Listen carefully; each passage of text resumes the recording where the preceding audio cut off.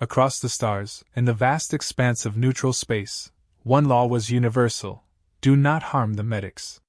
It wasn't just a treaty, it was an instinctual accord, etched into the bones of every civilized species. Combatants could vaporize fleets, glass planets, and shred cities into atomized ash, but medics? They were off limits. Sacred. Even monsters respected them. Humans were respected, even admired, for how seriously they upheld the pact. Their medics were often the first to arrive and the last to leave. They didn't ask what side you were on.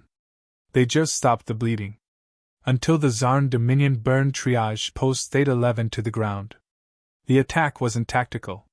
It was performative. The Dominion deployed shock troops in ceremonial armor, marched them through the surgical tents, and broadcast it live. They showed a human combat nurse shielding an injured Vossen child with his own body, right before the plasma bolt vaporized them both. No demands? No rationale? Just an open message to the galaxy. This is what happens to those who get in our way. The response was immediate and sickeningly familiar. Statements. Condemnations. Strategic concerns. Species that had relied on human aid clammed up. The Zarn grinned behind their bone-etched masks. Earth, they said, would do nothing. That humanity had grown soft, civilized, predictable. That their idealism was weakness masquerading as law. The next day, Earth's ambassador addressed the Interstellar Assembly with a single phrase. You have violated the only sacred rule in war. Earth will respond accordingly. The vault is now unsealed. Transmission ended. The Confederacy laughed. Vault? A bluff, surely. Some symbolic gesture. Political theater. Until a probe in the Sol system transmitted footage no one could dismiss, an unmarked complex, buried beneath Europa's crust, shuddering to life. Steel pressure locks peeled open like ancient jaws. Inside, no banners. No flags. Just rows of sealed cryochambers. Each marked with a designation. Each one red. Each one marked Class 0, indefinite containment. The probe was destroyed 37 seconds later. Across the galaxy, classified records were quietly reopened. The vault wasn't symbolic. It was real. Earth's War Crimes Tribunal had always been a cover, not to prosecute the worst humanity had to offer, but to contain them. The ones too dangerous to use, too brilliant to execute. Men and women whose methods defied moral calculus. Each one had been buried not for what they failed to do, but for what they'd done too well. The rumors had always been there. The story of a man who collapsed a planetary defense net using a child's toy and duct tape. Of a field surgeon who turned biotics into biochemical conversion units, mass-producing compliant soldiers from enemy corpses. Of the tactician who erased an entire battalion using sound frequencies and enemy confession tapes. Of the artist who repainted war zones with nanodust, then used orbital lasers to set his designs aflame, along with every living being inside them. They called themselves many things. Historians, reformers, designers. Earth had another name for them. War artists. Each one had been allowed to choose prison. To be sealed away, deep and silent, instead of dissected or killed. They hadn't resisted. They'd smiled. They were waiting. Until now. No press releases followed. No speeches. Earth's fleet remained docked. No mass mobilization. No diplomatic outreach. No public footage. Just one internal message broadcast to the vault. You know what they did. Show them who you are. Within hours, unmarked transports vanished into deep space. No flags. No uniforms. Just names long erased from the official record. Each one escorted by a small volunteer fireteam, handlers, loyal not by duty, but by reverence. No one volunteered to fight beside them unless they already knew what they were unleashing. By the time the Confederacy realized something was wrong, it was already too late. The Zarn's outermost garrison reported laughter, being piped through comms channels, human laughter. Their own commanders' voices, looped over recordings of alien nursery rhymes. Defensive protocols engaged, and triggered internal sabotage. Power failed. Automated defenses misfired. Orbital cannons locked onto their own transports. 16 minutes later, the station blinked off the sensors. Not destroyed, gone. The Confederacy requested clarification from Earth. Earth did not reply. Another garrison vanished. Then a listening post. Then an entire fleet withdrew, reporting their crews mentally compromised, after exposure to what they called recursive information anomalies. Pilots dreamt of planets that didn't exist.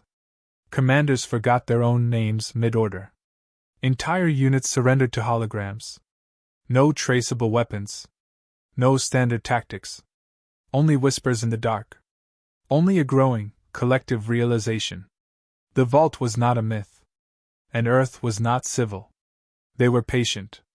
The final message recovered from the Zarn High Marshal's dreadnought, recorded by its own internal sensors, was chilling. One of Earth's war artists stood in the center of the bridge. No armor. No weapon. Just a paintbrush dipped in glowing nanogel. The Marshal demanded surrender. The human only smiled and replied, "I'm not here to fight. I'm here to sign my name." The dreadnought's hull was later found in orbit, disassembled atom by atom, its components rearranged into a sculpture depicting a medic shielding a child. The Confederacy stopped laughing. And humanity never raised its voice. Because it didn't have to. They were never meant to be remembered. Not listed in official archives. Not honored in veteran scrolls. Not spoken of in recruitment halls. Earth's worst were sealed beneath miles of reinforced ice, behind layers of fail-safes and sealed verdicts. Their files were accessed by only 3 people on Earth, none of whom had the authority to release them. Until the pact was broken. The war artists weren't criminals in the traditional sense. They weren't unstable. They weren't fanatics. They were visionaries with no brakes. Strategic minds that had solved war too well. Once upon a time, they'd been called heroes. Then legends. Then something else. There were 4 active cryocells in the vault. The first held a man once known simply as the Craftsman. Former engineer. Unremarkable in appearance. Unbelievable in application. In one campaign, he built a fake orbital platform using reflective sheeting, thermal decoys, and audio loops, tricked an enemy fleet into attacking it, causing them to collide with their own automated defense grid.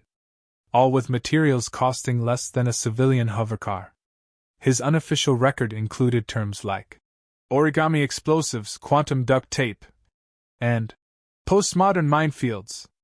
The second contained Mother Mercy, a decorated field surgeon who redefined medical ethics by turning healing into weaponry. She could reconstruct wounded soldiers into fast-grown shock troops using battlefield biomass and enemy genotypes.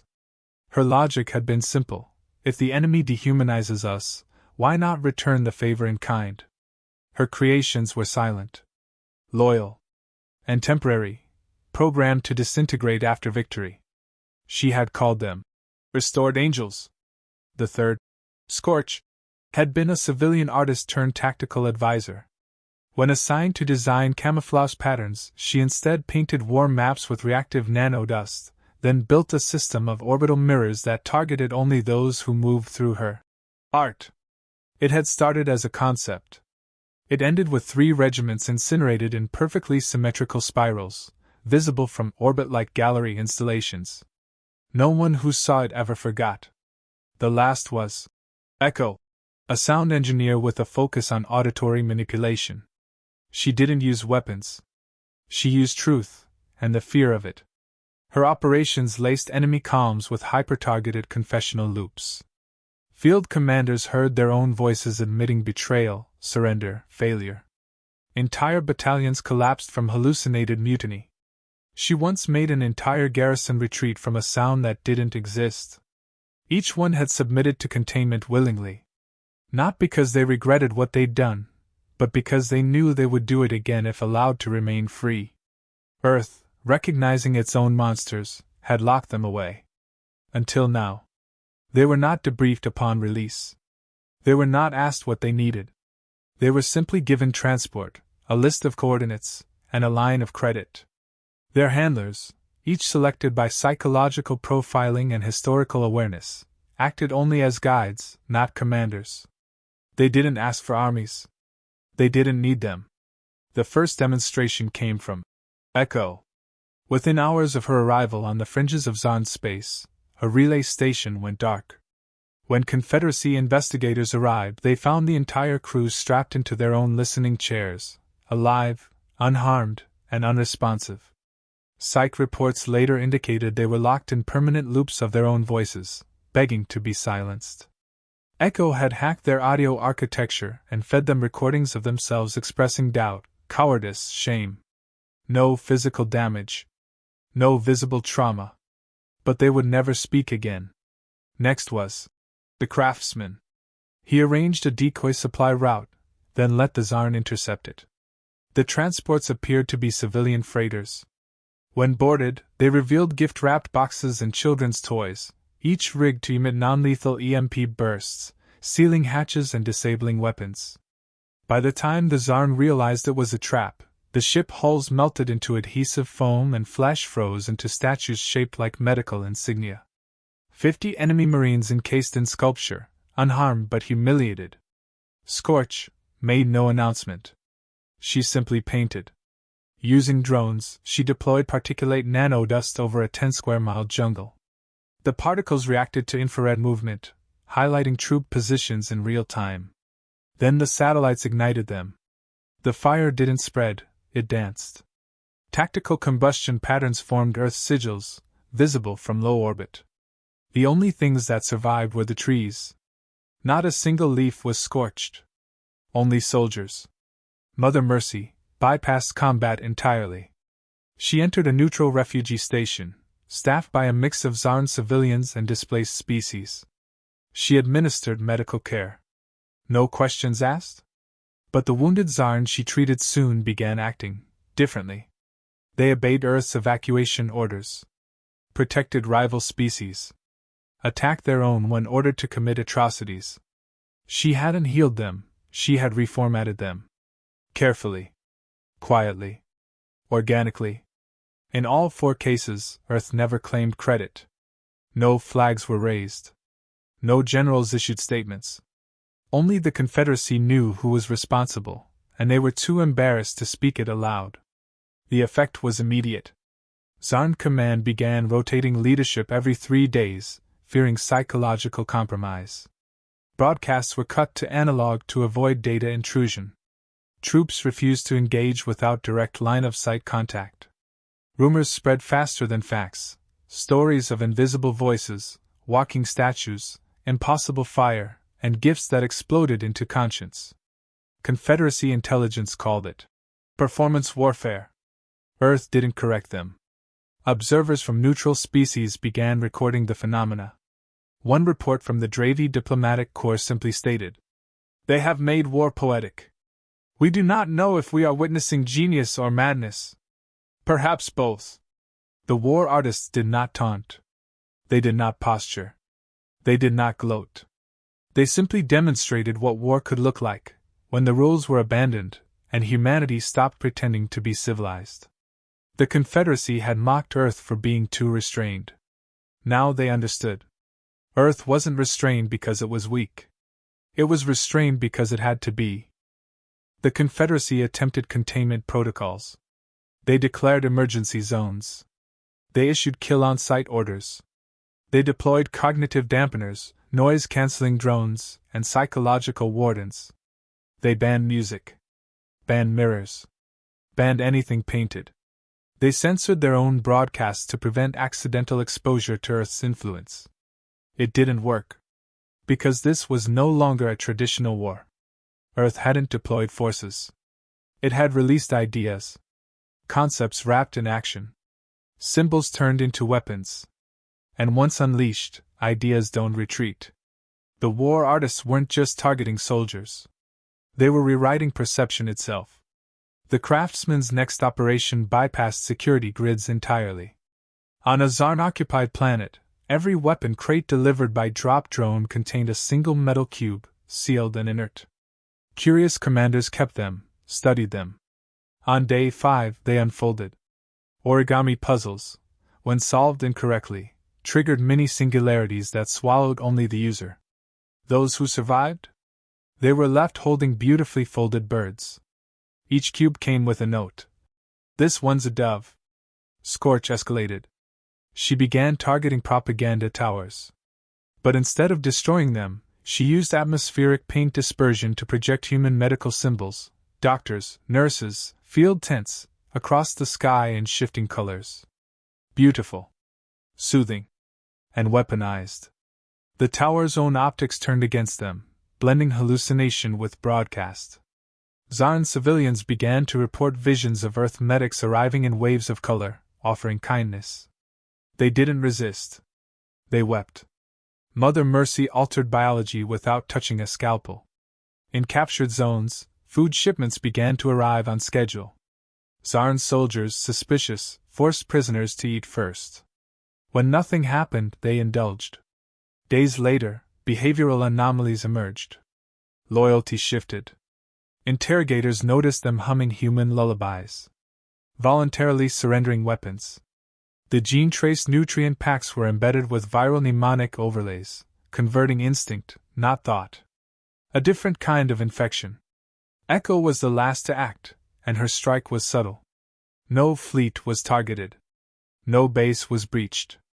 She simply released a single, non-lethal pulse through galactic broadcast bands. It lasted under 1 second. It was inaudible. It was untraceable. But the day after, Zarn leadership found itself fractured. Generals contradicted each other. Officers reported orders no one had given. Soldiers began hearing footsteps in empty halls. A recorded message left by one high-ranking strategist simply read, "I'm beginning to hear my own lies before I speak them." The Confederacy realized the war artists weren't just defeating them. They were unraveling them. Diplomatic envoys reached out to Earth. Not to sue for peace. To beg for control. To ask if Earth could recall its monsters. There was no answer. Because Earth hadn't issued them commands. It had unshackled them. And the war artists didn't want war. They didn't enjoy death. They had all said, at different times, the same thing.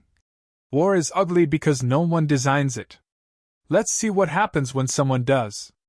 By now, even neutral systems were beginning to shift. Broadcasts shifted in tone. Songs changed tempo. Propaganda art started mimicking human design.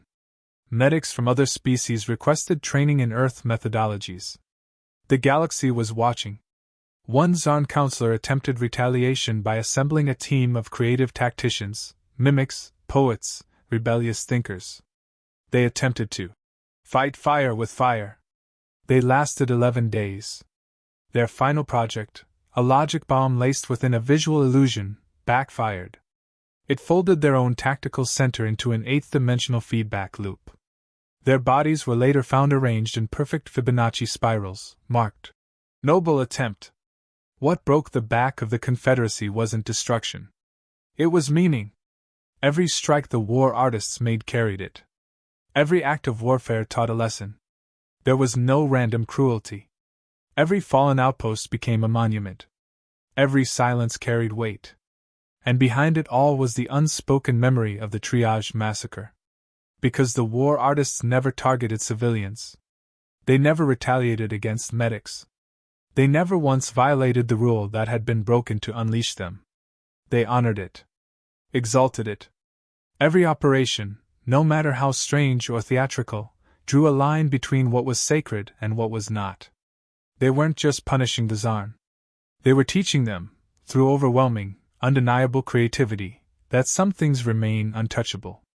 And the galaxy, in its silence, understood. For the first time in interstellar history, the Confederacy requested an official war memorial for the enemy's medics. Earth approved it. And at its center, constructed not by diplomats but by the war artists themselves, stood a sculpture made of reclaimed enemy armor, shaped into a medic shielding an alien child. It bore no flag. No language. Just a universal symbol. The Zarn who had once burned the triage tent stood before it, unarmed, unspeaking. Behind them, the war artists vanished. They were not seen again. The files were sealed again. Not erased. Not hidden. Just locked, like before. But this time, with one difference, a clause buried deep in Earth's interstellar code of conduct. An addendum no one dared argue. It read only: if medics are attacked, the vaults reopen. The Confederacy ratified it within hours. Other species followed. It became a universal law. Not out of reverence. Out of fear. Because the war artists hadn't just won. They'd redrawn the rules of warfare. They had demonstrated a form of dominance that bypassed numbers, fleets, and raw firepower. They had proved that creativity, weaponized, could break empires more efficiently than any bomb. And Earth had made it look easy. Galactic academies began restructuring. Military training began, including psychological ethics. Alien strategists pored over battle footage like sacred texts. They debated symbolism, deconstructed metaphors, tried and failed to replicate the techniques. None succeeded. Because it was never about the tools. It was about the mindset. The craftsman had once said, "Give me anything that exists, and I'll turn it into a story the enemy can't survive." He had meant it. The vault remained quiet. The artists returned to silence. Some believed they had gone into hiding. Others that they'd never left. Their influence remained, resonant in every diplomatic hesitation, every overly cautious military directive, every medic now granted sacred status across the stars. Earth offered no comment. It didn't have to. The warning had been etched into memory. Not just in governments, but in cultures. Children on fringe worlds spoke of the humans who fought with shadows and silence. Garrison captains instructed troops to double-check any package labeled as harmless.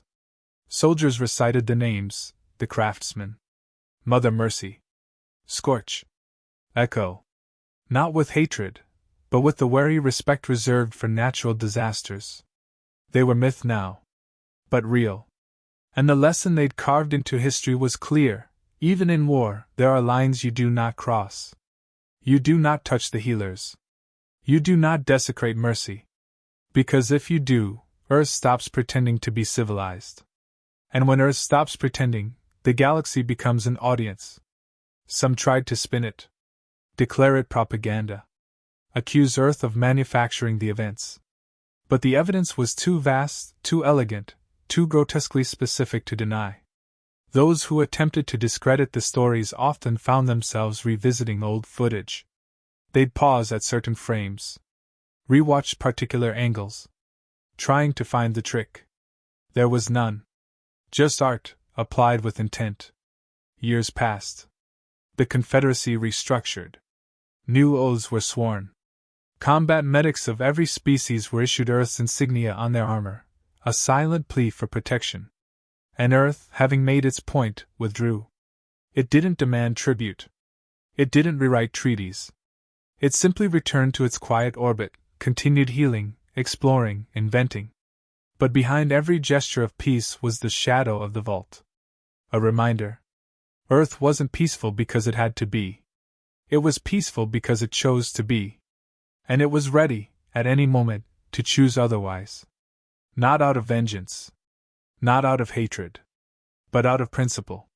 In one archived debrief, recorded before their recontainment, Echo had been asked what she thought of the campaign. She said only, "We didn't escalate. We clarified." There are still cultures that don't understand the depth of that statement. But most do. And the galaxy sleeps more carefully because of it.